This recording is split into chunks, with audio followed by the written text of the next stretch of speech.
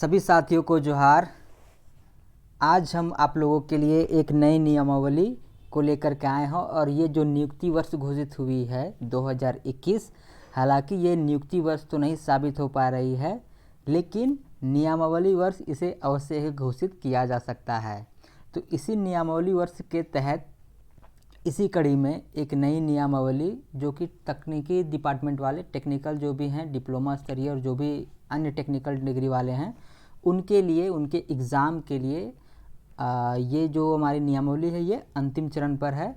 तो उससे पहले मैं आप लोगों को ये इसके सारे प्रावधान बता देना चाहता हूँ, आप लोग इसे समझ लीजिए, क्योंकि अंततः एग्ज़ाम तो आपके इसी पैटर्न पे होना है, तो इसे आप अच्छे से समझ लीजिए कि क्या क्या मूलभूत परिवर्तन हुए हैं। कुछ 4-5 परिवर्तन हुए हैं जो मुख्य तौर पर है, जो कि एग्ज़ाम के पैटर्न को भी बदल दे रहा है। तो एग्ज़ाम आप की तैयारी आपको इसी पे करना है, तो इसे अच्छे से समझ लीजिए।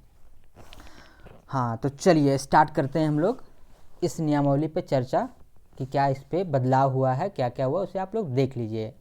उम्मीद है कुछ दिनों में ये आ भी जाएगा। तो सबसे पहले उससे पहले आप लोग हमारे इस वीडियो को लाइक और शेयर अवश्य कर दें, और अगर चैनल में नए हैं तो उसे हमारे चैनल को सब्सक्राइब भी कर लें। सारा जो इन्फॉर्मेशन है आपको पहले मिलेगा, साथ में आपको पढ़ाई भी मिलता है, लेकिन आप लोग कर नहीं पाते हैं वो अलग बात है, लेकिन आपको सारे तरह के इससे लाभ मिलेंगे। तो चलिए स्टार्ट करते हैं, हमारे इस नियमावली पर चर्चा करते हैं। तो सबसे पहले देख लीजिए, ये जो 17/11/2021 को ये आ चुका है। अभी ये प्रकाशित नहीं हुआ है गजट में, लेकिन ये जल्द ही प्रकाशित हो जाएगा। तो उससे पहले आप लोग देख लीजिए और अपनी तैयारी को अपना स्टार्ट कर दीजिए इसी के हिसाब से। तो टेक्निकल वाले जो भी हैं ये ध्यान से देखिएगा, तो इसमें क्या क्या परिवर्तन हुए हैं। मूल रूप से सारे कुछ लगभग वही हैं, परिवर्तन कहाँ हुआ है वो आप लोग देखिएगा। तो सबसे पहले इस नियमावली को देखिएगा ना कि दो चरण में बांटा गया। यहाँ पे देख लीजिएगा, दो तरह का इसमें है, ठीक है।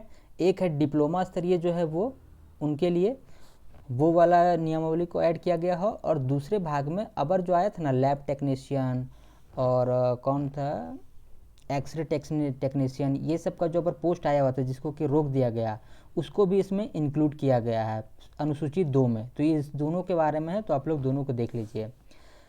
तो यहाँ पे परिवर्तन क्या हुआ ये यहाँ पर आप लोग देखिए कि सबसे पहले यहाँ पे देखिएगा, यहाँ पर क्या पूछ रहा है कि अनुसूची 1 मतलब जो डिप्लोमा स्तरीय है, ठीक है, डिप्लोमा स्तरीय पद हैं उनके लिए यहाँ पर है कि क्या होगा, शैक्षणिक योग्यता। तो वही है, किसी में भी सिविल में, विद्युत, यांत्रिक, कृषि और जो भी डिपार्टमेंट पूछा गया उससे डिप्लोमा स्तरीय। ये बहुत ही बार बार आप लोगों का प्रश्न रहता है कि सर डिप्लोमा ही अलाउ होगा, बीटेक वाले नहीं होंगे, या बीई जो होता है एक, उसमें बीटेक वाले में भी जो क्या बोलते हैं उसको, बैचलर इंजीनियरिंग, उनको निम्न कोटि का माना जाता है, तो वे लोग, तो ये सारे लोग देख लीजिएगा। यहाँ क्या बोला है, या तो डिप्लोमा नहीं तो उच्चतर तकनीकी। तो जो भी बीई हैं या बीटेक हैं वो सब सभी इस डिप्लोमा स्तरीय पद पे एलिजिबल होंगे, योग्य होंगे। आप लोग फॉर्म भर सकते हैं, कोई दिक्कत नहीं है, आप लोग तैयारी कर सकते हैं, एग्ज़ाम दे सकते हैं। क्लियर है। तो यहाँ पे ये ध्यान रखिएगा कि जो डिप्लोमा किए हैं जिस भी में, जो भी होगा, इलेक्ट्रिशियन में, सिविल में या मैकेनिकल में डिप्लोमा किए हैं तो भी ठीक है, अगर आप बीटेक किए हुए हैं तो भी ठीक है, कोई दिक्कत नहीं। यहाँ पे उच्च तकनीकी वाले को भी माना गया है कि वे भी पात्र होंगे। तो पहला क्लियर है। और दूसरा जो है अनुसूची 2 का, जो कि अभी बता रहे थे कि लैब टेक्नीशियन वगैरह का जो पोस्ट था, ठीक है, एक्सरे टेक्नीशियन वगैरह का जो पोस्ट है वो सब, असिस्टेंट था, लैब टेक असिस्टेंट वगैरह, उन पोस्ट के लिए, तो उनके लिए जो अर्हता योग्यता तय किया गया है वो होगा। इसके अलावा एक जो मूलभूत चेंजिंग किया गया है शैक्षणिक योग्यता में, वो ये है कि जो ये डिप्लोमा बीटेक वगैरह तो ठीक है, लेकिन उन सब के अलावा ये अनिवार्य होगा कि इसके अतिरिक्त अभ्यर्थी को मैट्रिक या 10वीं कक्षा जो भी कह लीजिए आप, ठीक है, 10th क्लास झारखंड राज्य में अवस्थित मान्यता प्राप्त शैक्षणिक संस्थान से ही उत्तीर्ण करना अनिवार्य होगा। मतलब आप झारखंड में स्थित कोई भी स्कूल जिसको कि मान्यता प्राप्त है वहीं से आप मैट्रिक पास होने चाहिए। इसके अलावा अगर आपने बाहर से किया है तो उन्हें अयोग्य घोषित कर दिया जा रहा है। इसके बाद है क्या कि आरक्षण नीति से जो आच्छादित, मतलब ये सब सारा चीज़ जो वो सब पहले वाले मामले में हम लोग देख चुके हैं कि जो भी आरक्षण से आच्छादित होंगे, मतलब जो भी आरक्षण में आते हैं चाहे वो कोई भी हों, ठीक है, ST SC OBC EWS कोई भी हों जिनको कि आरक्षण मिला हुआ है वो कहीं से भी हों, उनके लिए ये संबंधित प्रावधान शिथिल रहेगा, उनके लिए ये बाध्यकारी नहीं होगा। तो जो भी आरक्षण में है, ठीक है, सारे याद रखिएगा, ST SC OBC या फिर EWS कोई भी जो आरक्षण में नहीं आ पाएंगे उनके लिए थोड़ा समस्या है कि जो बाहर से पढ़ाई किए हैं, नहीं तो बाद बाकी के लिए यहाँ तक ये प्रावधान है। यहाँ तक क्लियर है। अब यहाँ पे देखिएगा कि चेंजिंग हुआ क्या है, दूसरा चेंजिंग एक और हुआ था इसमें, ये देखिएगा कहीं लिखा हुआ है कि पहले क्या था, वो बहुत ज़्यादा कोई बहुत बड़ा चेंजिंग नहीं है। पहले तो होता था क्या चीज़ कि ये था कि आयोग कभी भी आपका डॉक्यूमेंट वेरिफिकेशन करवा सकता है कभी भी, लेकिन इसको बदल करके अब क्या कर दिया गया है कि जो फाइनल रूप से अंतिम रूप से जो चयन होंगे, चयनित छात्र होंगे, उन्हीं का सिर्फ डॉक्यूमेंट वेरिफिकेशन होगा, बाद बाकी का नहीं। तो ये कोई बहुत बड़ा चेंजिंग नहीं है, ये ठीक है, कोई दिक्कत नहीं है। दूसरा अब अगला जो चेंजिंग हुआ है वो हुआ है आपके एग्ज़ाम पैटर्न पे। बाद बाकी यहाँ पे देखिएगा कि कितना कितना न्यूनतम अर्हतांक है, ये तो हमेशा लगभग वही रहता है और लगभग वही है, कोई दिक्कत नहीं है इस पे आगे बढ़ते हैं हम लोग। अब जो यहाँ पर देखिएगा ये जो सिलेक्शन वाला है इसको थोड़ा सा आप लोग समझ लीजिएगा कि यहाँ पे क्या चीज़ हुआ है। जैसे अभी तक जनरली क्या होता था कि फाइनल मेरिट अगर बनाना है, क्योंकि पीटी में क्या होता है कि अगर पीटी होता था तो पीटी में क्या होता है कि अगर इक्वल नंबर है तो दोनों को पास कर दिया जाता है, लेकिन मेंस में तो दोनों को नहीं पास किया जाता है, क्योंकि मेंस के बाद तो उसको ज्वाइनिंग देना है। तो 200 अगर मान के चलिए कि अगर 1000 सीट है तो 1000 एक लड़के को तो ज्वाइनिंग मिल नहीं सकता है, उस समय एक ही लड़के का सिलेक्शन करना पड़ता है अगर इक्वल नंबर है तो भी। तो कैसे होता है, जन्म तिथि के आधार पर, ये तो पुराना सिस्टम है कि जन्म तिथि के आधार पर किया जाएगा, जिनकी उम्र अधिक होगी उनको प्रेफरेंस मिलेगा।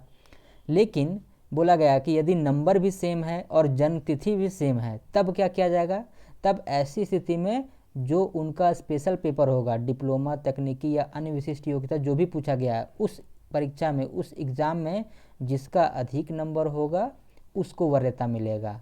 क्लियर है, कोई दिक्कत?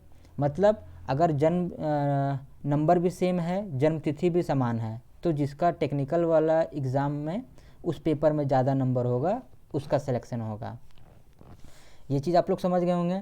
अब आगे हम लोग बढ़ते हैं कि भाई परीक्षा क्या होगा। तो ये देखिए, ये पुराना पैटर्न है, प्रारंभिक परीक्षा, मुख्य परीक्षा, ये 2 चरण में हुआ करता था। अब इसको चेंज करके कर दिया गया है, सिर्फ एक चरणीय एग्ज़ाम बना दिया गया है। और इसका देखिएगा क्वेश्चन में भी चेंजिंग किया गया है। अब देखिए यहाँ पे क्वेश्चन क्या है, पहले देखिए, पहले का ये पैटर्न दिया हुआ है कि जो डिप्लोमा स्तरीय हुआ करता था उसका तो पहले तो पीटी हुआ करता था, तो पीटी तो अब हटा दिया गया। और मेंस में क्या हुआ करता था, जैसे पीटी में क्या होता था, पीटी तो पहले क्या होता था, जनरली होता था ना, क्या बोल सकते हो उसको, जीएस के आधार पर, जिसमें कि आपका जीएस पूछा जाता है, Jharkhand, math, reasoning, science, computer, ये सब पूछा जाता था। उसके बाद उसमें जो पास करते थे फिर मेंस में ये पूछा जाता था कि 2 पेपर कि एक शायद लैंग्वेज पेपर भी था उसके अलावा, ठीक है, ये 2 पेपर कि सामान्य अभियांत्रिकी मतलब जनरल इंजीनियरिंग का क्वेश्चन 120 क्वेश्चन का, और फिर जो आपका स्पेसिफिक है, जैसे जो मैकेनिकल इंजीनियर है उनका मैकेनिकल का क्वेश्चन 120 नंबर का, जो सिविल से किए हैं उनका सिविल से रहेगा, जो इलेक्ट्रिकल से किए हैं इलेक्ट्रिकल का होगा। तो जो भी जिस डिपार्टमेंट से किए हैं उसका एग्ज़ाम हुआ करता था। ये पहले का पैटर्न है। इसको देखिए, इसको बदल के क्या कर दिया गया है, इसको बदल के कर दिया गया है कि अब इस पे सिर्फ एक चरण का ही एग्ज़ाम होगा और इसी में 2 पत्र होंगे, ठीक है, 2 पत्र होंगे अभी भी एक चरण में ही। तो पहला पेपर में क्या था, जो कि जनरल इंजीनियरिंग था, जो कि पहले 120 क्वेश्चन का था, उसको घटा करके कर दिया गया है 80 नंबर का, मतलब 80 प्रश्न का। क्लियर है। और जो 40 प्रश्न है उसमें जोड़ दिया गया है सामान्य ज्ञान, जो कि पहले पीटी में पूछा जाता था, उसको अब चूँकि अभी एक ही चरण का एग्ज़ाम है तो इसको सारा तरह का टेस्ट कर लेना है। तो जीएस का भी टेस्ट कर लेगा, जनरल इंजीनियरिंग का भी टेस्ट कर लेगा, और जो अपने विषय का जो पेपर है, अभियांत्रिकी जो भी इंजीनियरिंग का पेपर है आपका, जो ही टेक्निकल पेपर है, उससे 120 प्रश्न का पूछा जाएगा।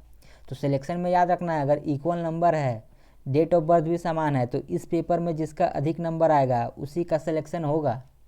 तो ध्यान देना है, इसको भी बढ़िया से पढ़ लीजिएगा, ठीक है। तो और चूँकि एक ही चरण है तो किसी को भी अगर आप कम वेटेज दीजिएगा तो आप रेस से बाहर, सबको बराबर वेटेज देना पड़ेगा।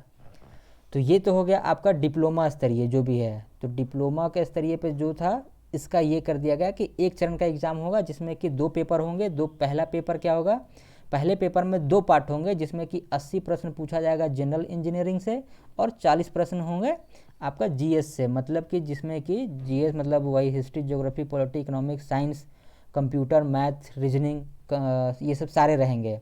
ये 40 प्रश्न का करेंट तो है ही अपना, तो देख लीजिए जो भी आपका वेटेज बनता है उस हिसाब से रहेगा। और दूसरा पेपर आपका अपना पेपर। अब जो देखिएगा ये जो दूसरा टाइप का जो अनुसूची बी वाला जो था जिसमें कि ये सब पोस्ट हैं, ये सब पोस्ट देख लीजिए यहाँ पर, ये सब पोस्ट अभी जो डिप्लोमा स्तरीय था ये सब में ये सब पोस्ट था, देख लीजिए कन्या अभियंता, जूनियर इंजीनियर बोलते हैं ना, ये सब जूनियर इंजीनियर वाला, मोटरयान निरीक्षक और खान निरीक्षक, तो ये सब था। अब अनुसूची खा जो टेक्नीशियन वाला पोस्ट है ये सब पोस्ट में देख लीजिएगा ये सब पोस्ट है, और इसका भी स्वरूप परिवर्तित कर दिया गया है और इसमें भी अब एक ही प्रश्न होगा, ये मतलब एक ही पत्र होगा। जैसे वहाँ तो डिप्लोमा में दो पेपर हो रहा है, लेकिन यहाँ पे एक ही पेपर होगा बस, जिसमें कि कुल प्रश्नों की संख्या 180 है। इसमें क्या है, जनरल इंजीनियरिंग 120 और सामान्य ज्ञान 60। क्लियर है, बस एक ही पेपर है, यही चेंजिंग है। इसको देख लीजिएगा कि पहले 180 प्रश्न हुआ करता था और उसके बाद अपना पेपर था वो सब अलग, तब इसको बदल करके कर दिया गया है कि 120 प्रश्न होगा जनरल इंजीनियरिंग से और 60 प्रश्न होगा सामान्य ज्ञान, मतलब वही history, geography, polity, economics, science, math, reasoning, computer. तो इतना सारा आपको कर लेना। देखिए आपको सिलेबस भी अभी दिखा दिया जाएगा नीचे में, और आप लोग को टेलीग्राम ग्रुप हमारा है तो उसको भी आप ज्वाइन कर लीजिएगा, ये पीडीएफ आपको वहाँ पे भी मिल जाएगा, चिंता करने की कोई बात नहीं है। तो यहाँ से देखिए, यहाँ से आपका सिलेबस स्टार्ट हो जाता है जो कि जीएस का होगा, और टेक्निकल पेपर का जो आपका सिलेबस होगा वो भी आपको टेलीग्राम ग्रुप में मिल जाएगा। तो आप लोग टेलीग्राम ग्रुप में जुड़ जाइए, वहाँ आपको ये सब सारा पीडीएफ मिल जाएगा। तो यहाँ पे देख लीजिए जीएस का है, वही सब जो रहता है आमतौर पर उसी को कॉपी पेस्ट कर दिया जाता है, तो वही सब है, देख लीजिएगा। दिन प्रतिदिन के अवलोकन, अनुभव से ये वो, सामान्य गणित, सामान्य विज्ञान, मानसिक क्षमता जाँच, कंप्यूटर का मूलभूत ज्ञान, तो यही सब चेंजिंग है। तो मुख्य रूप से इतना ही चेंजिंग था। क्लियर है, तो इसे आप लोग क्या करेंगे, आप लोग समझ ही गए होंगे। अगर नहीं समझ में आ रहा है तो आपको पीडीएफ भी मिल जाएगा, तो एक बार वीडियो भी देख लिए हैं, पीडीएफ भी पढ़ लीजिए, सारा कुछ क्लियर हो जाएगा। तो आज इस नियमावली को हम लोगों ने देख लिया। ये है क्या है, हमारा डिप्लोमा स्तरीय टेक्निकल का जो टेक्निकल जो भी पोस्ट आएंगे उनका एग्ज़ाम इसी पर आधारित होगा। तो आप लोग जितने भी टेक्निकल वाले होंगे, जो भी डिप्लोमाधारी होंगे या फिर बीटेक किए हुए छात्र होंगे, सभी इस हिसाब से अपनी तैयारी स्टार्ट कर दीजिए। उम्मीद है बहुत जल्द ही एग्ज़ाम होगा, 2021 ना सही 22 ही सही, नियुक्ति वर्ष तो घोषित हो गया है तो हो ही जाएगा। पॉजिटिव रखिए, उम्मीद बेहतर रखिए। फिर मिलते हैं हम लोग अगले वीडियो में, कुछ नए कुछ अगर नया फिर आता है तो फिर हम लोग मिलते हैं। आज के लिए इतना ही, धन्यवाद।